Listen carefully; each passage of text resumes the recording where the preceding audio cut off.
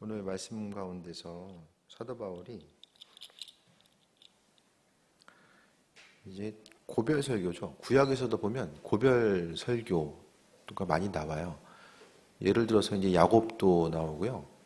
우리가 아는 모세, 그리고 또 이제 그 여호수아도 나오고, 그 마지막 믿음의 권면의 내용들이 이제 뭐 예수님도 마지막 고별 설교하셨잖아요.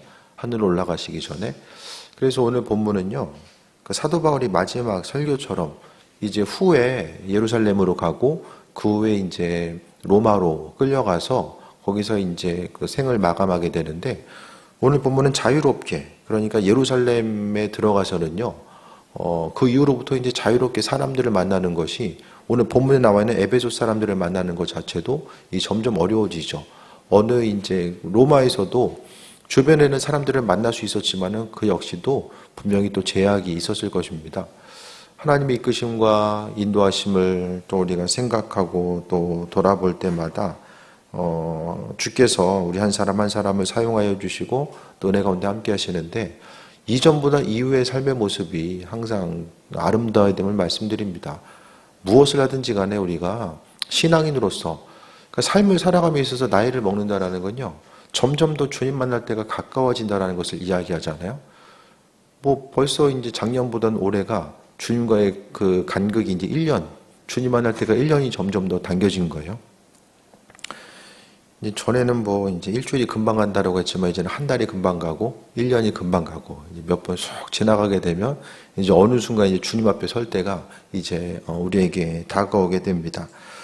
그래서 우리 마지막 순간에 정말 하나님 보시기에 합한 자로서 삶을 살다가 충성된 일꾼으로서 삶을 살다가 또 마무리하고 주님 앞에 서야 되는 그 순간들이 계속해서 이제 우리에게 다가오게 될 텐데, 무엇보다도 우리가 하나님께서 주인 되심에 대해서 고백하고 우리의 마지막 순간이 또 더욱더, 그러니까 우리가 죽기 전에 바로 그 순간이 주님에 대해서 가장 깊이 알아가고 또 천국에 대한 소망감도 가장 깊어지고 또 우리의 믿음 생활 가운데 가장 충만했을 때가 바로 주님 만나기 전의 때가 돼야 되지 않을까라는 생각을 좀 해보게 됩니다.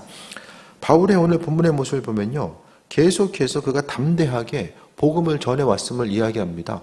예수님 만나고 나서 그의 삶의 모습이 계속 좀 여러 가지 다양한 어려움들, 오늘 본문에 나와 있는 것처럼 어려움에 대해서 이야기하고 있죠. 모든 겸손과 눈물이며 유대인의 간계로 말미암아 당한 시험을 참고 주를 섬긴 것.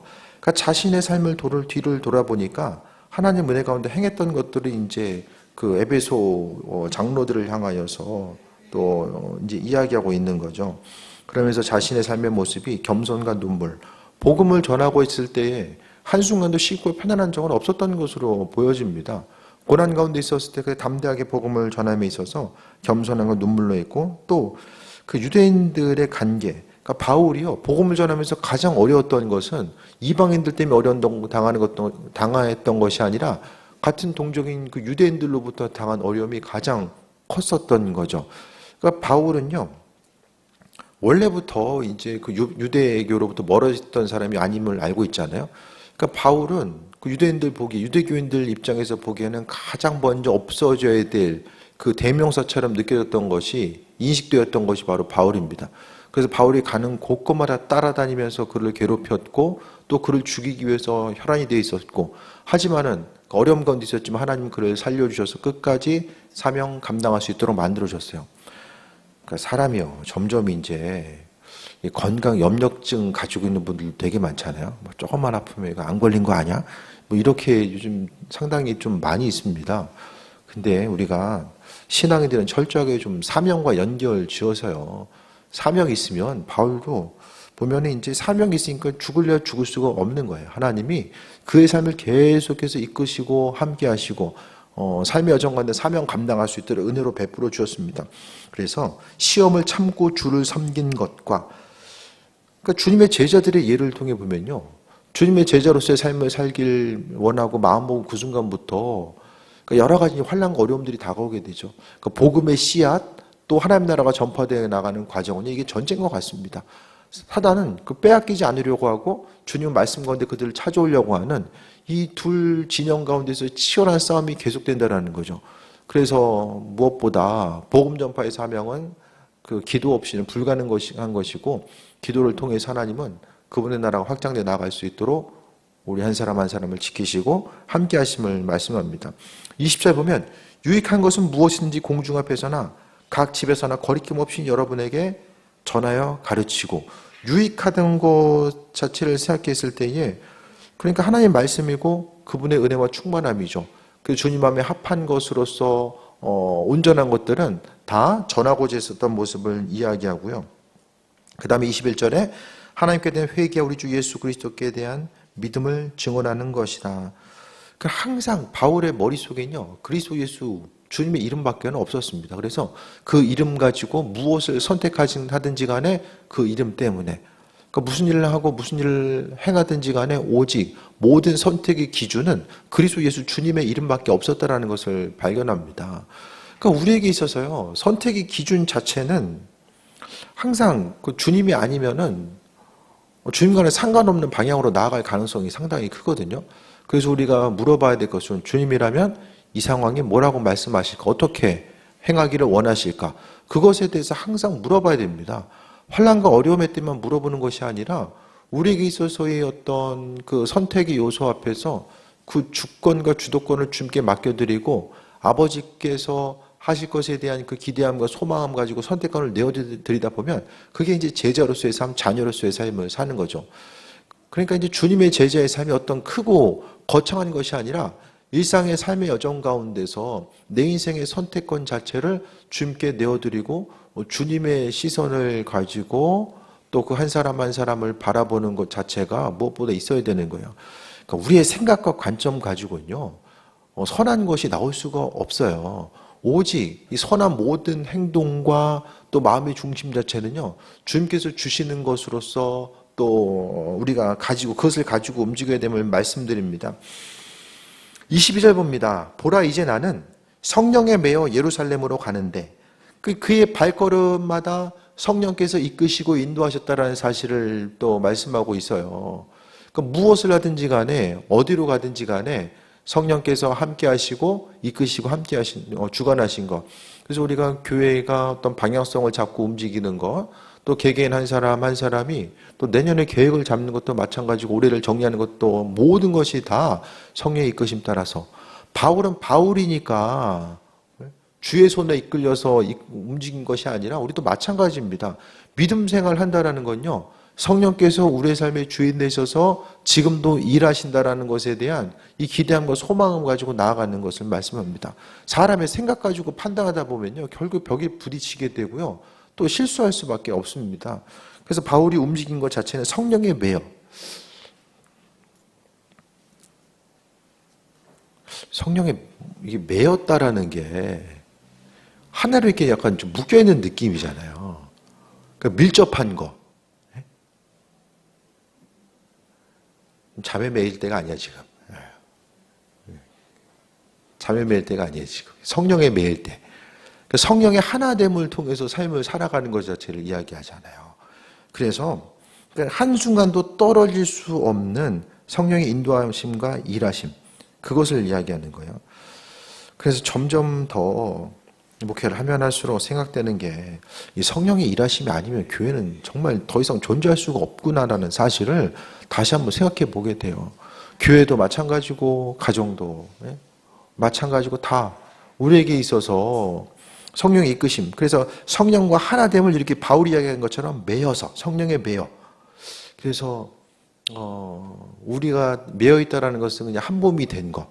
그래서 성령께서 우리에게 주시는 이 감동 따라서 움직이고 반응하고 나아가는 것. 오늘 예성교회에서 선교하는 프랑스 선교사님이 한 분 계신데 그 비자가 연장이 안 돼가지고 국내로 들어왔어요. 근데 코로나 시기 때문에 선교가 상당히 유럽이니까 더 제약이 되고, 언젠가 제가 먼저 말씀드린 적이 있는데요. 또 다시 이제 코로나가 잠잠해지면서 나갔다가 뭔가 이제 비자 문제가 이제 유럽이 좀 이제 그 비자 문제가 좀 상당히 좀 까다로운 부분이 있는 것 같습니다. 그래서 들어오셨어요. 그래서 그분은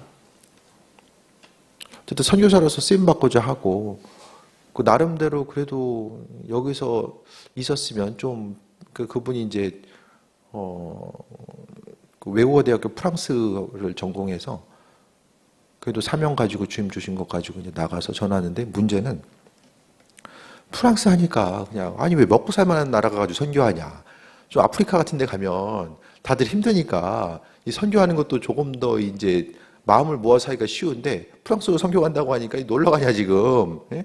이런 식으로 이제 좀 인식들이 좀 비춰진 거예요. 그것을 좀 목사님, 선교사님 성향도 이걸 뭐 적극적으로 이제 사역을 알리는 뭐 그런 부분도 좀 아닌 것 같고 이렇게 하다 보니까 사역에 좀 많은 어려움들이 있으신 거예요. 그래서 이제 국내에 이제 와 계신데 사역적인 면에 있어서는 뭐 이한영 목사님도 이제 앞으로 이제 사역이 어떻게 되느냐 이걸 물어볼 수가 없는 거예요.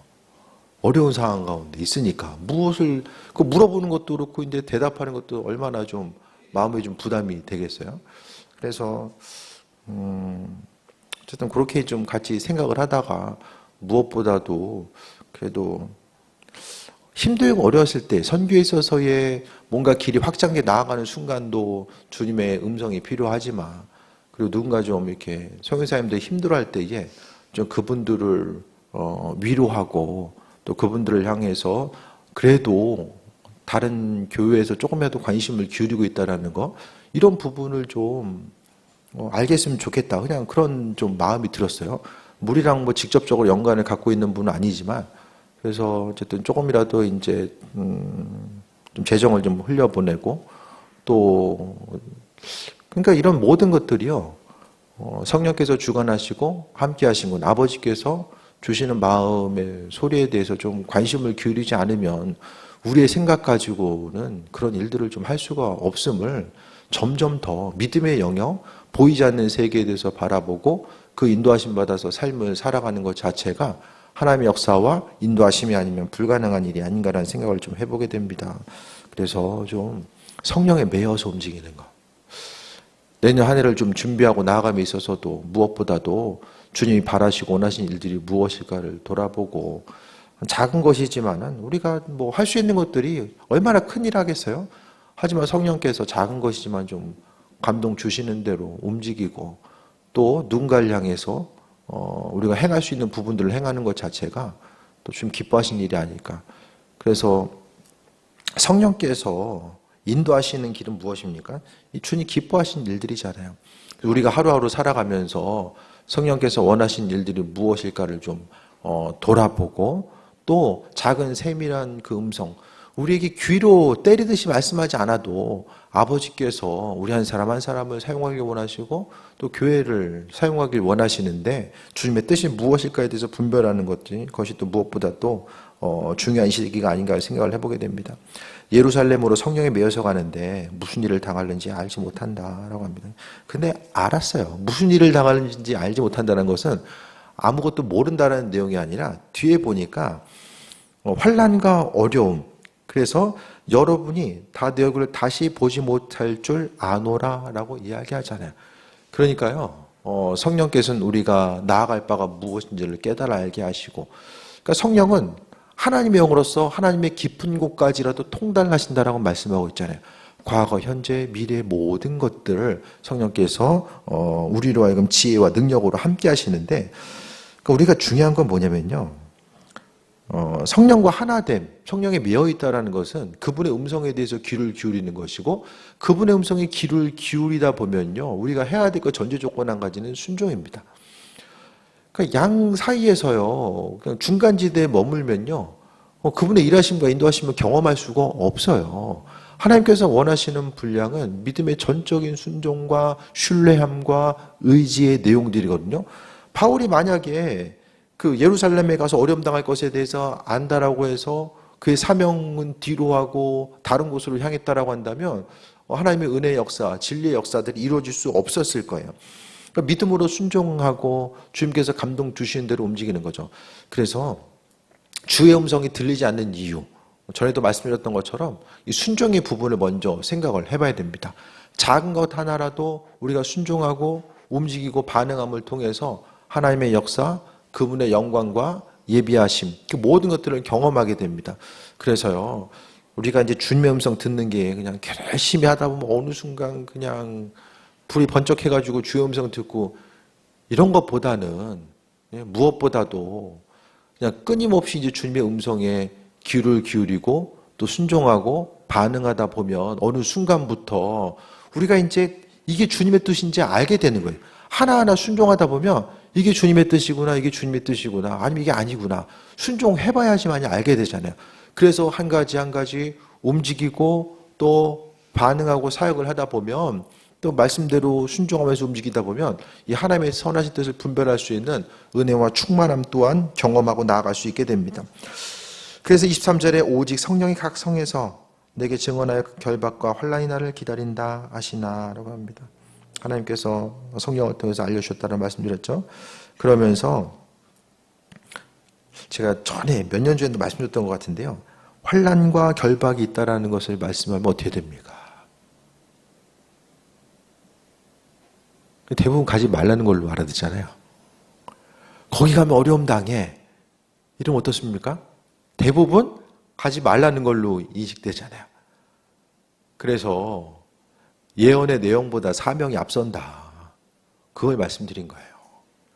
주님께서 예언 주셔도 앞선 것은 사명입니다. 맡은 바 사명 감당하는 것.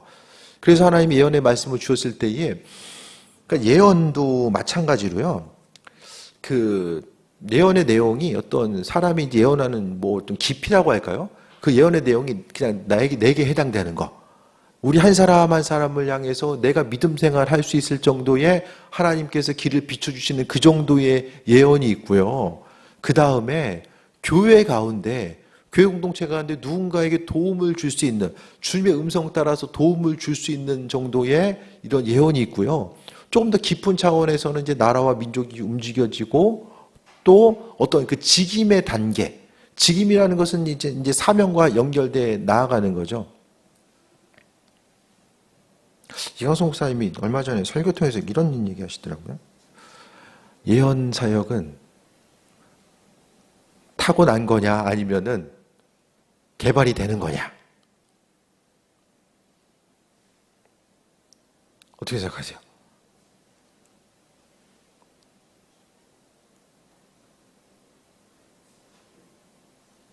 시원아, 축구는 타고나야 되냐 아니면 노력하면 잘할 수 있냐? 어떻게 생각해? 모르냐? 둘 다요, 둘 다.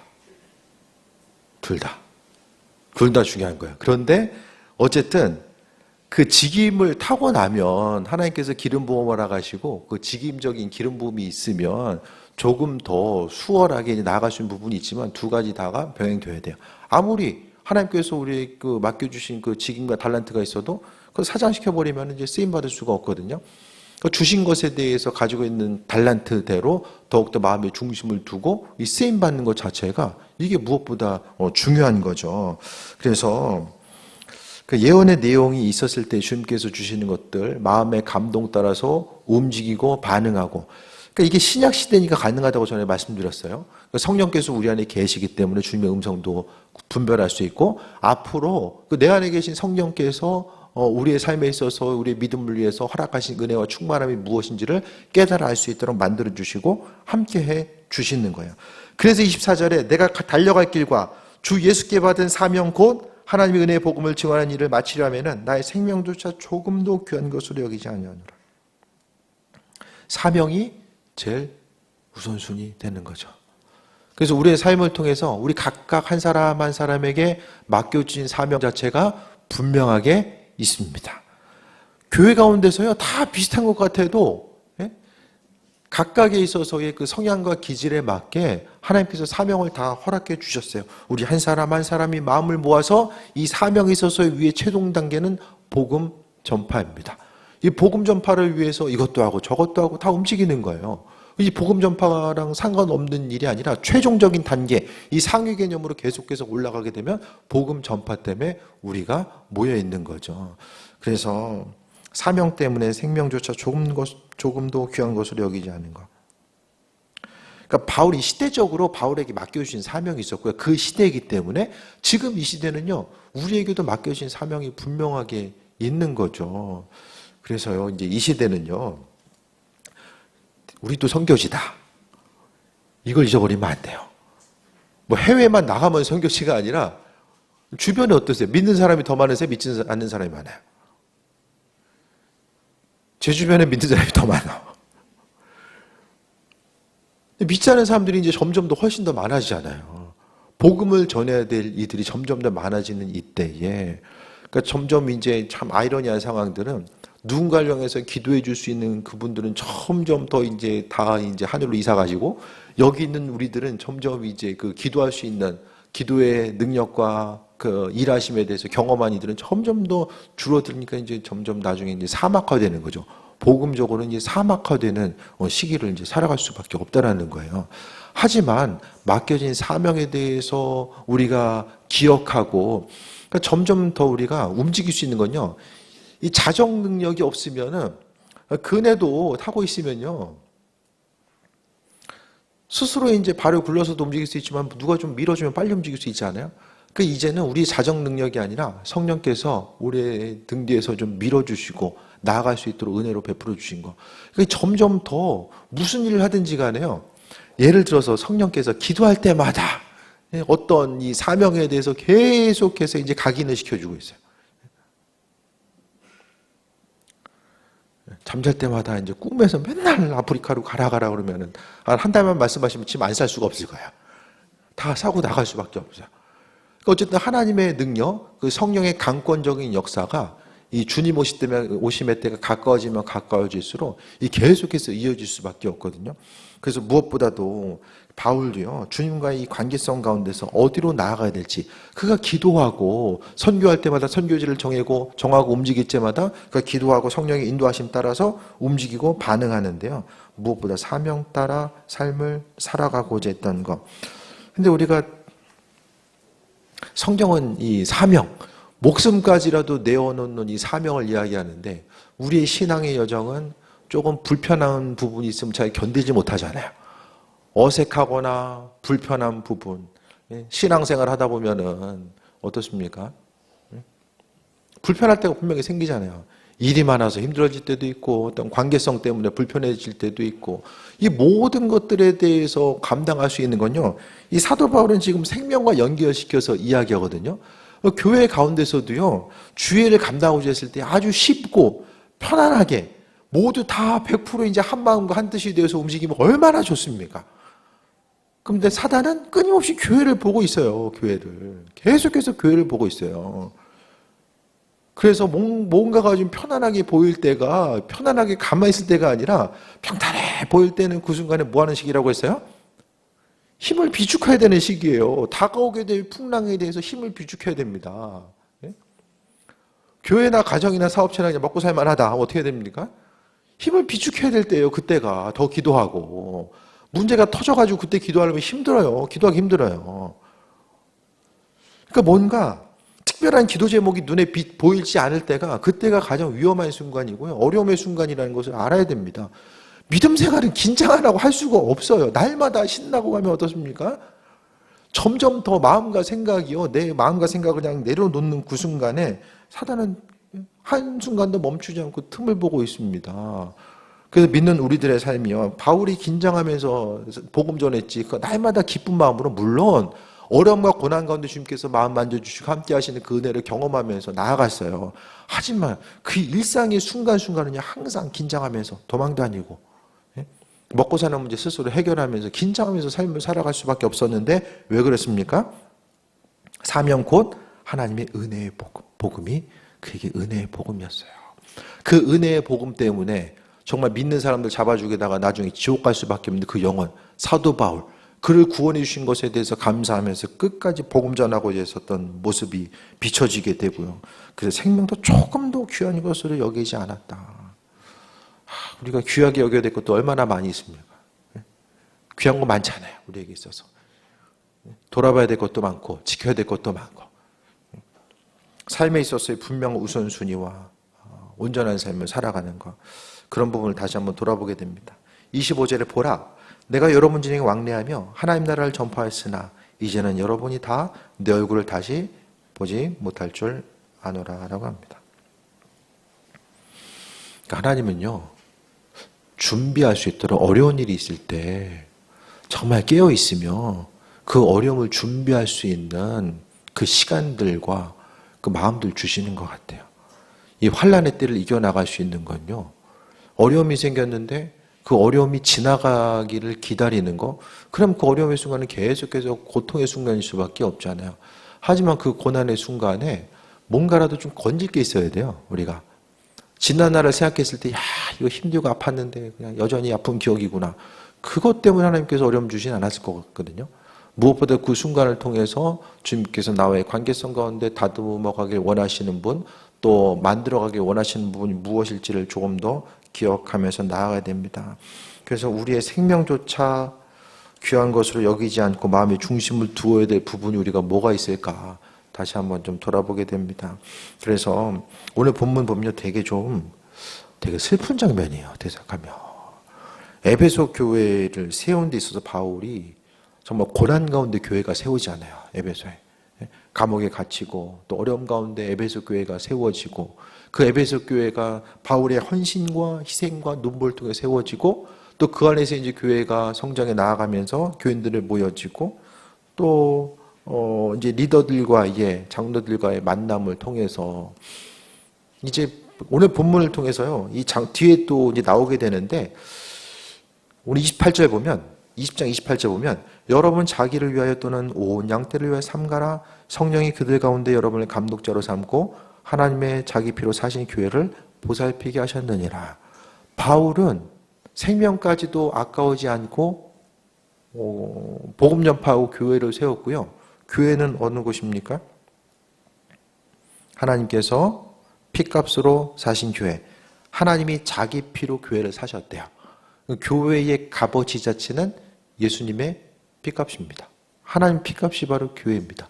그래서 교회가 크든 작든 한 교회도 소중하지 않은 곳이 없고, 교회는 하나님의 임재와 은혜의 상징으로서 인정받고 나아가야 됩니다. 그러니까 우리가 교회를 대할 때마다 교회 구성원으로서 이 교회를 주님의 피값으로, 피값인 교회, 이 존귀한 교회에서 우리가 교회를 교회로서 대하고 있는가를 돌아봐야 됩니다. 신앙생활을 하다 보면 교회 가운데서 기쁘고 은혜 충만함 가운데 나아갈 수 있는 것도 우리가 감사해야 되고요. 신앙생활을 하고 또 몸된 교회를 섬기고 또 리더로서 섬기가 되다 보면은 또 고난과 어려움도 있을 수 있고, 또 환난 가운데 우리가 또 여러 가지 스트레스를 경험할 때도 있잖아요. 그 모든 것들은 왜 견디고 있습니까? 하나님 나라의 확장을 위해서. 주님 때문에 고난당하는 것이 이상한 것이 아니라 그것이 다 은혜의 상급이라는 거예요. 그리스도 예수 주님 때문에 고난당하는 그 부분을 아버지께서 기억하시고 은혜로 함께 하시는 거고요. 양떼를 위해 삼가래요. 온 양떼를 위해서 삼가라. 할 수 있음에도 불구하고 삼가하면서 삶을 살아가는 거, 누가 보든지 보지 않든지 간에 하나님께서 내 삶의 여정과 함께 하시고 은혜 가운데 일하심에 대해서 기억하고 삼가하고, 또 그들 가운데 여러분을 성령이 감독자로 삼고, 그러니까 우리가 교회에서 직분 맡으며 사람 없어서 내가 하는 게 아니라 주께서 맡겨주셨다는 거예요. 직분자로 성령께서 맡겨주셨다는 거. 그래서 우리가 교회의 직분을 받음이 어떤 믿음에 좀 자존감이 있어야 됩니다. 주께서 나를 믿어주셔서 은혜 가운데 함께 하신 것에 대한 기대함에 대해서 가지고 나아가는 거죠. 그래서 내가 그냥 교회 가운데 임명받은 것 자체가 성령께서 인도하심, 무엇보다도 교회에서 자기 표로 사신 교회를 보살피게 하셨다. 교회를 보살피게 하셨다라고 합니다. 목회자뿐만 아니라 여러분 한 분 한 분이 내가 교회를 보살펴야 되는구나, 리더로서. 예?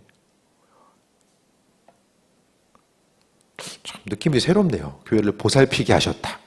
예? 보살피려면 어떻게 해야 됩니까?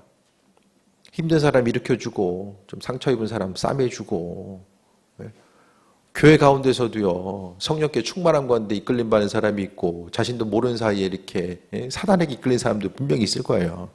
그 믿음의 분별력을 가지고 좀 기다려주고, 하나님께서 하실 것에 대한 그 소망함과 기대함 가지고 삶을 살아가는 거죠. 26절에 오늘 여러분에게 증언하거니와 모든 사람의 피에 대하여 내가 깨끗하니, 다른 사람에게 복음 전하에 대한 사명 내게 맡겨주셨는데 그 사람의 피값을 하나님께서 내게 묻지 아니하시고 전했으니까 내가 할 바는 한 거예요. 듣고 안 듣고는 성경에서의 복음 전파는요, 데려다가 교회 앉히는 것까지가 아니라 복음을 전하는 거. 하나님께서 살아계심과 왜 그분이 생명이고 왜 그분이 인생의 주인 되셔야 되는지에 대해서 복음을 전하는 것까지가 우리에게 주어진 거죠. 이 시대 가운데 복음 전하는 게 어떤 뜬금없는 게 아니라 우리가 마땅히 감당해야 될 것들. 복음 전파하면 예수님이 누구인지에 대해서 알리는 것이 바로 복음 전파의 중심이라는 거예요. 이는 내가 꺼리끼지 않고 하나님의 뜻을 다 여러분에게 전했습니다. 바울의 오늘 믿음의 고백을 보면요, 참 당당하게 이야기하고 있어요. 그의 삶을 통해서 복음 전파를 위해서 자신의 삶을 어떻게 헌신했는지에 대해서 아주 단호하고도 당당하게 지금 고백하고 있거든요. 꺼리끼지 않고 담대하게 주님을 의지하면서 전했음을 말씀하고 있습니다. 삶에 있어서의 가장 안타까운 순간은요, 주님 앞에 서기 전에 후회가 남는 거죠. 후회되는 거. 복음 전파도 마찬가지고요. 우리가 사명, 하나님께서 맡겨주신 사명 어떻게 감당할 수 있을까? 그것에 대해서 우리가 생각했을 때에 목회뿐만 아니라 여러분도 주어진 사명 감당해야 되는 그런 시간들이 있잖아요. 그 나중에 주님 앞에 가기 전에 그래도 믿음으로 최선을 다해서 사명 감당하고, 물론 부족함이 있겠지만 그래도 하나님께서 은혜 허락하시는 대로 믿음으로 사명 감당하다가 주님 앞에 서는 것. 바울뿐만 아니라 우리도요, 은혜 가운데 하나님 불러주셨잖아요. 바울의 죄가 더 있고 우리는 덜 있는가? 죄인임에도 불구하고 주님께서 우리를 불러주시고, 심지어는 창조주 하나님의 일을, 그 온 우주를 창조하신 그 하나님의 선하신 일을 다른 누군가도 아니고 우리에게 맡기셨어요. 그 하나님께서 자신의 피값으로 사신 교회를 돌보게 우리 한 사람 한 사람을 맡겨 주신 거예요. 그러니까 우리가 교회를 지키기 위해서, 또 이 교회를 통해서 쓰임받는 나가기 위해서 성전 몸된 제단을 위해서 기도하고 수고하고 헌신한 모든 것들을 그 피값을 위해서, 피값을 사신 그 교회를 위해서 행하는 것 자체를 하나님께서 얼마나 귀하게 여겨주실까.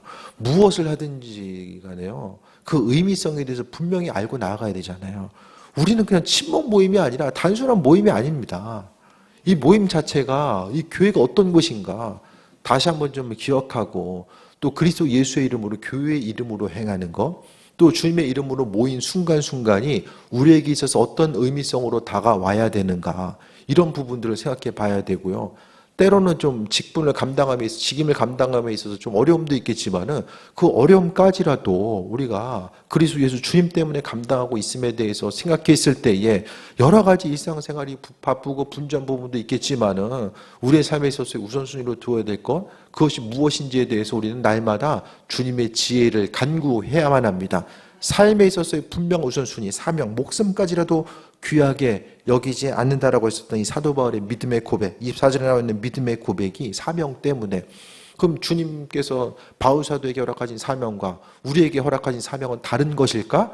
이런 부분들을 우리가 말씀을 볼 때마다 좀 점검하고, 우리가 본질로부터 벗어나 있거나 또 주님 은혜 가운데 신앙생활하면서 고난은 날마다 피해가고자 하고 영광의 순간만 누리고자 하는 모습이 혹시 우리에게 있지 않았나에 대해서 돌아보며 정말 믿음으로 삶을 살아가는 것, 아버지와의 교제함과 은혜 가운데 삶을 살아가는 것이 무엇일까를 돌아보고, 또 우리가 하나님께서 허락하신 성전, 겉으로 보기에는 참 이제 한번 올라오려면 참 점점 힘들죠. 무릎 아픈 분들이 한 분 한 분씩 더 늘어가고 있는 걸 보면은 좀 아쉬움과 좀 안타까운 생각이 좀 들죠. 이제 높으니까. 어쨌든 어려움이 있지만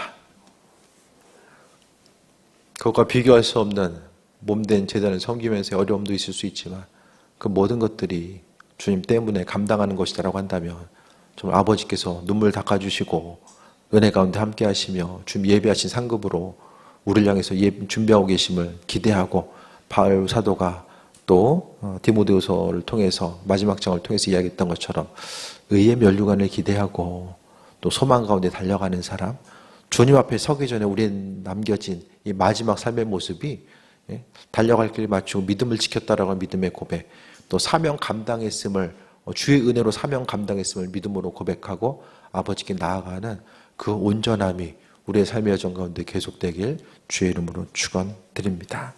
기도하겠습니다. 주께서 우리를 귀하게 여겨주셔서 사명 맡겨주시고 직분 맡겨주셨습니다. 하나님께서 우리를 믿어주시고 또 은혜 자리로 함께 하시고 감당할 수 있는 은혜 주셨기 때문에 우리가 지금까지 올 수 있었습니다. 앞으로의 삶의 여정 가운데서도 주님 맡은 바 사명 잘 감당할 수 있도록 인도하여 주시고 사명 감당하는 동안 무엇보다도 성령의 메인바 되어서 주의 음성에 귀를 기울이고 또 한마음과 한뜻이 되어서 앞으로 나가기 원합니다. 우리의 사정과 형편 모든 건 아시오니 주님 우리의 연약함까지라도 들어 사용하실 줄 믿습니다. 우리의 삶의 여정 가운데 주인 되신 영광 받으시고 우리의 삶의 모든 것들 아버지께서 주 뜻대로 사용하여 주옵소서. 예수님의 이름으로 기도드립니다. 아멘.